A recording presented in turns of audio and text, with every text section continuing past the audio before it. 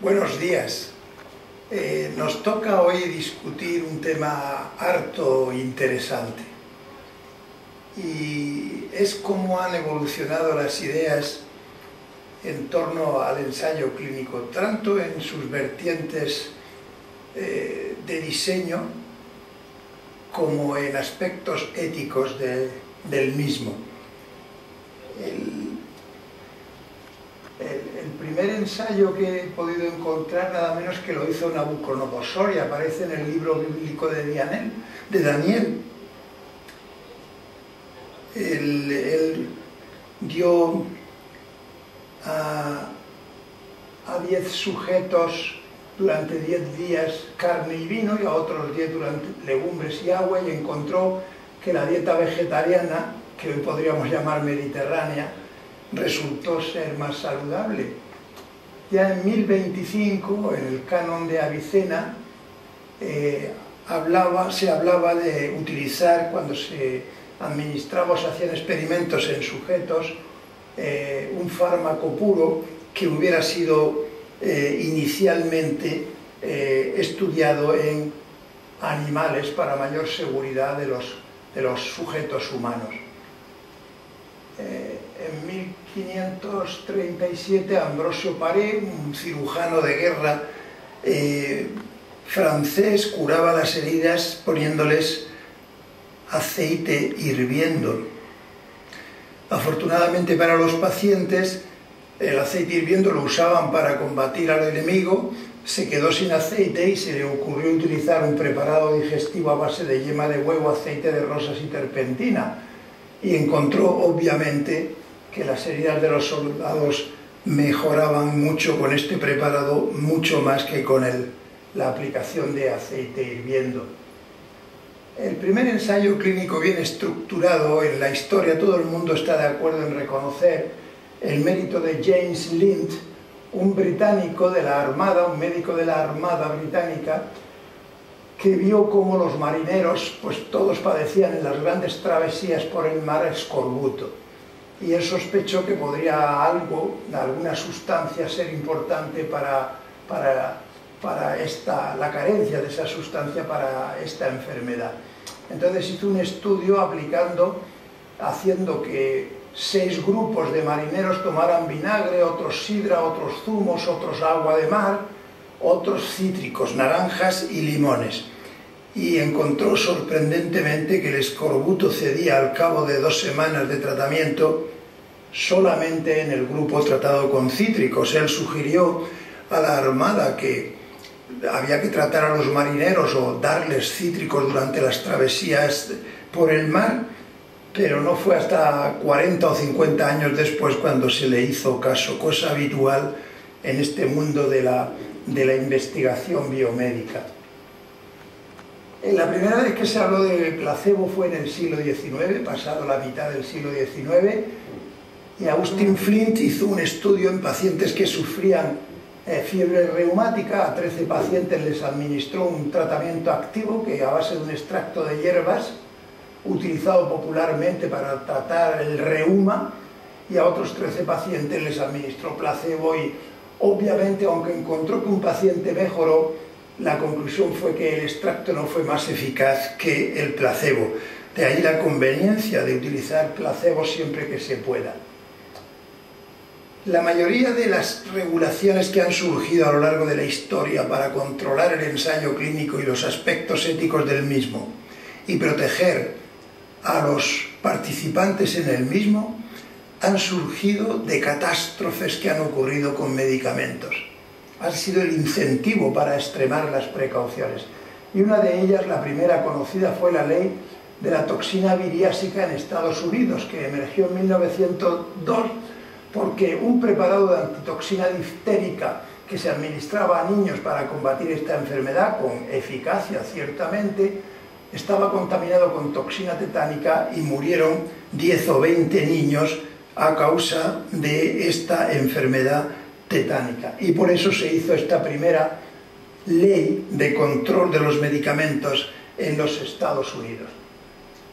La primera vez que se usó el doble ciego fue en un estudio muy poco riguroso pero simplemente intentaba correlacionar el alcohol y la fatiga y administró a pacientes, a unos alcohol y a otros un placebo, pero sin que se supiera qué paciente tomaba cada cosa por el investigador. Y fue Rivers el primero que hizo esta estrategia. Otro aspecto interesante fue que el literato Bernard Shaw, un británico, era antiviviseccionista. En el Reino Unido siempre ha habido una corriente antiviviseccionista muy clara, y él acuñó el término de cobayos humanos a los pacientes que se sometían a estudios de ensayos clínicos, y dijo que la investigación en animales era tan reprobable como la que se hacía en humanos, sin distinguir claramente un animal irracional de otro racional. Ronald Fisher era un matemático y escribió un clásico libro que hoy todavía está vigente, y muchas de las pruebas estadísticas que se hacen son pruebas que llevan su nombre. Y él fue el primero que acuñó el tema de la aleatorización y dijo que era extremadamente importante que para que los ensayos clínicos fueran significativos había que asignar de una forma al azar, aleatoria, a los pacientes a cada uno de los grupos. Otro accidente terrible acaeció en 1938 también en Estados Unidos. Ya se conocía la sulfanilamida, que Gerard Thomas había descubierto en Alemania 2 o 3 años antes, y se empezó a utilizar en infecciones y era muy efectiva. Pero había un preparado, una solución que tenía solventes que eran muy tóxicos y ocasionó una epidemia de 100 muertos. Y ahí es donde, por vez primera, se creó una agencia reguladora, la Federal Food, Drug and Cosmetic Act, que ya existía solo para regular los alimentos, pero que en ese momento, en una ley firmada por Roosevelt, le autorizó a esta agencia para que también controlara los medicamentos y supervisar su seguridad. El doble ciego realmente en este estudio, que estaba bastante bien hecho, era para comprobar que el patulín, que es un extracto de plantas, de penicillium, que si era más eficaz o no en el resfriado común. Y se seleccionaron 1000 pacientes y se aleatorizaron a placebo o a patulín. Y era un doble ciego, el médico y el paciente no sabían qué grupo estaba tomando el principio activo o el placebo. El resultado fue negativo, pero fue un avance importante en plena guerra mundial en el diseño y en la estructura del ensayo clínico.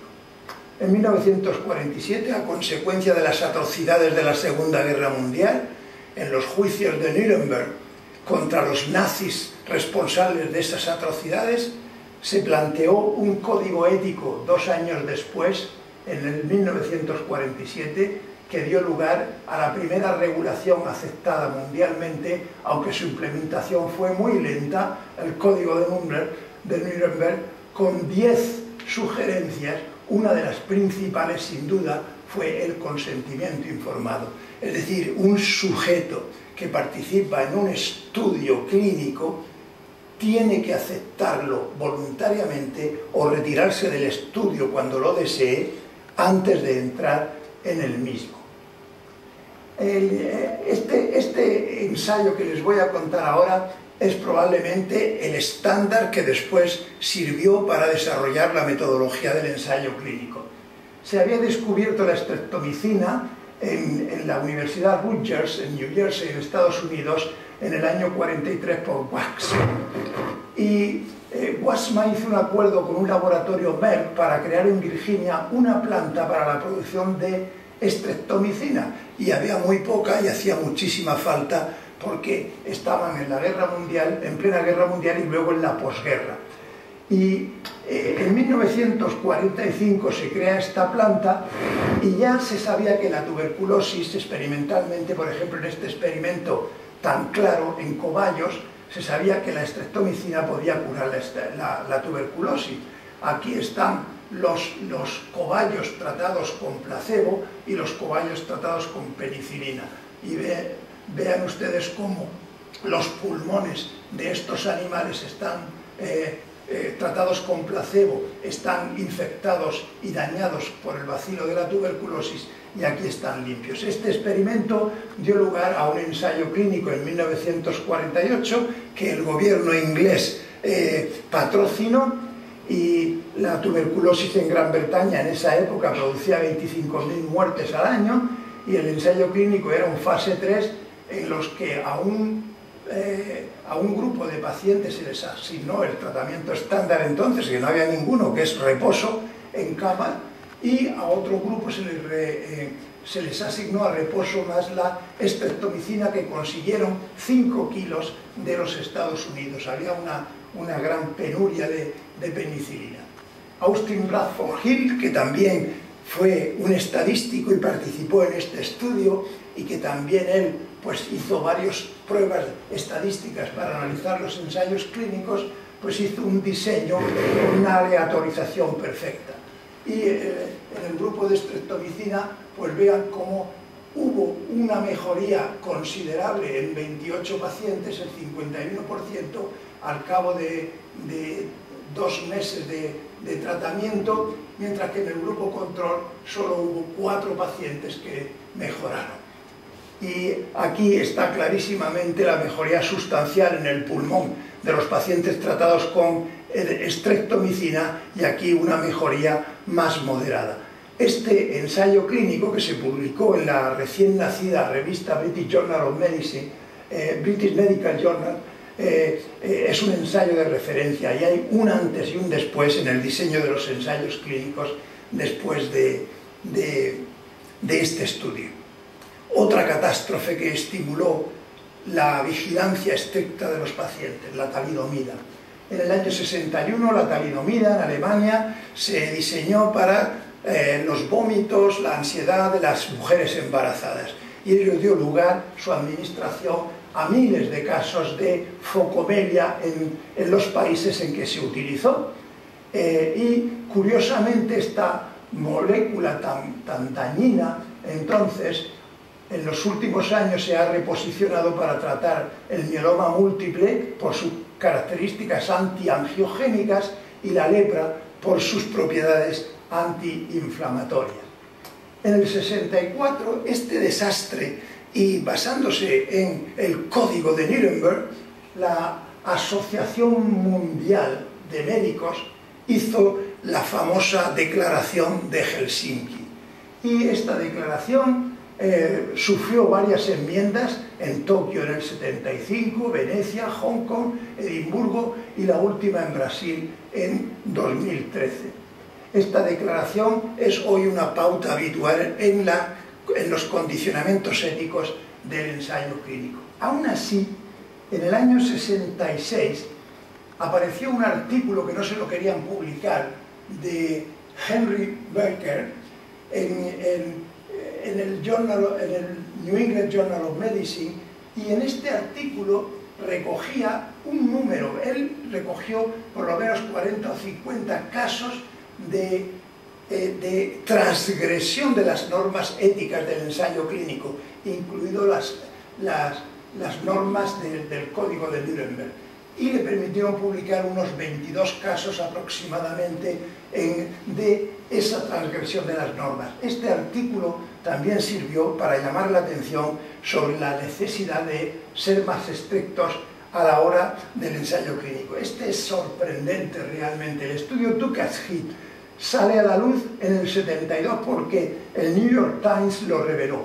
Y era un estudio monstruoso en su diseño. En el año 32 este estudio se inició en un instituto que está ubicado en esta ciudad en Estados Unidos, y se trataba cogieron 600 hombres negros, 399 con sífilis y 201 con troles, y se les dijo que era para tratar una enfermedad de la sangre, sin consentimiento informado. Inicialmente planeado para 6 meses y ha durado 40 años, hasta el 72, que se vio la luz han estado muriendo pacientes y viendo la sintomatología de la sífilis, a pesar de que en el año 47-48 ya existía la penicilina G, que es el tratamiento de la sífilis. Es decir, que hasta el 72, a pesar del Código de Nuremberg y de la Declaración de Helsinki, todavía habían estudios con unos diseños tan tremendos, tan negativos en los Estados Unidos. Y aquí es donde esto estimuló la aparición del informe Belmont, por una comisión nacional que se creó en los Estados Unidos para la protección de los sujetos que participaban en los ensayos clínicos. Y este informe se resume en 3 postulados, aunque tienen muchos más: el respeto por las personas, los criterios de que un sujeto solo puede participar en un estudio si va a obtener algún beneficio para él y también para la sociedad, o un principio de justicia, de que ese estudio sirva para que todo el mundo se beneficie de él, los ricos, los pobres, los cultos, los incultos, una justicia distributiva en todos.